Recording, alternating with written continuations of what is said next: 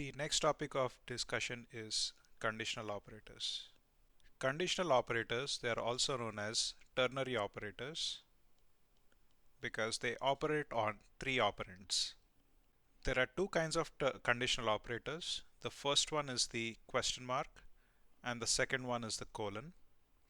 This is a general syntax of using conditional operators.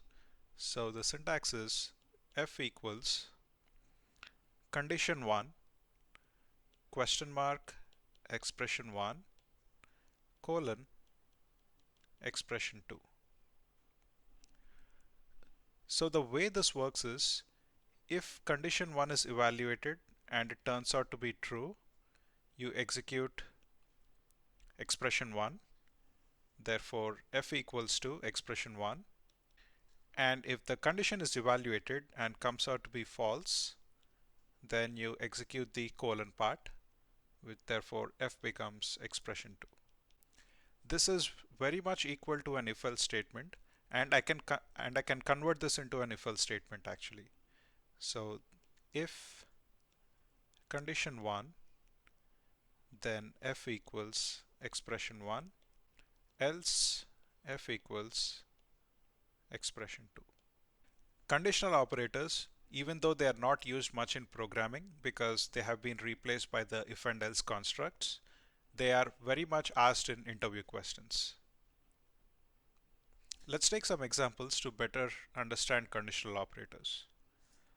Let's say I have y equals x less than 5 question mark 3 colon 4.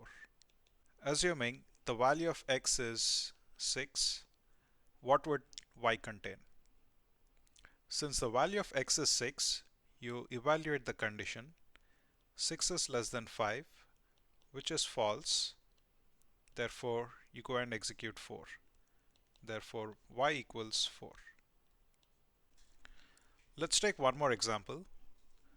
Assuming you have int a equals 10, b equals 6, c equals 4, and answer. I'm going to say answer equals a less than b, question mark, a greater than c, question mark 3, colon 4. This colon has b greater than c, question mark 8, colon 6. What would answer contain? The first question is, what is the value stored in answer? All we need to do is plug in the numbers. So we first evaluate a less than b, 10 less than 6, that's false.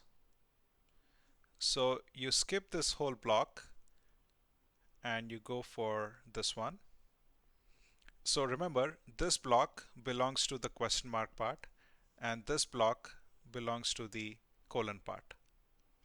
Now since this is false, we evaluate b greater than c.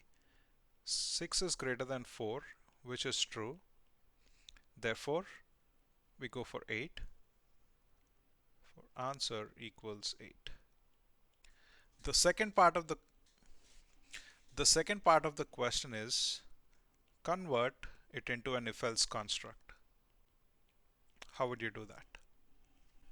So the equivalent if-else construct would be if a is less than b, if a is greater than c, then answer equals to 3, else answer equals to 4.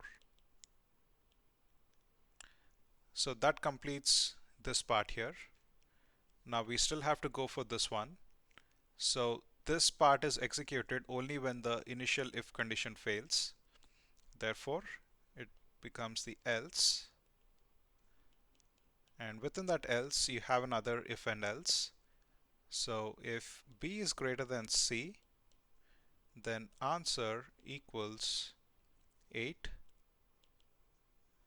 else answer equals 6. So these are the equivalent if and else conditions.